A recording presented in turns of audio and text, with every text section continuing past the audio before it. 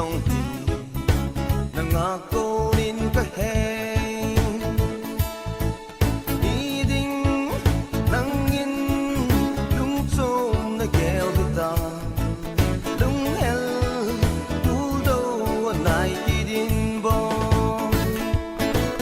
winda winda yan nang kalung sili nang bo nahi lagi pepepin nang bo nahi ka kibana nang bo nahi ka kibana. Here I am from a past life. What the fuck I've misgot myself. It's been a couple of years back. It's all about my life. See, I was scared they had their own reason for the situation, and I'm here looking for the reason why I fought for you. Was damn serious about it. Hell yeah.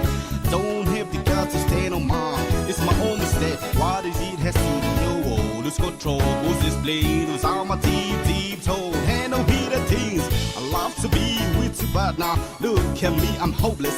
Seems to be heartless. What can I say? You don't get the eat. Sense to pay my toe. Lose sense and simplicity beats my toe. There's a reason why they went wrong. But hey, you see me when I'm gone, huh? You know, it's part of my life. Woo!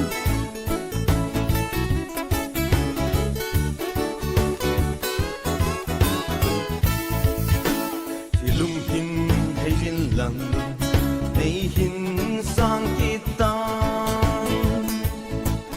lung si nahi sen nao bong pom hidin ki pa ille hom ta hite bo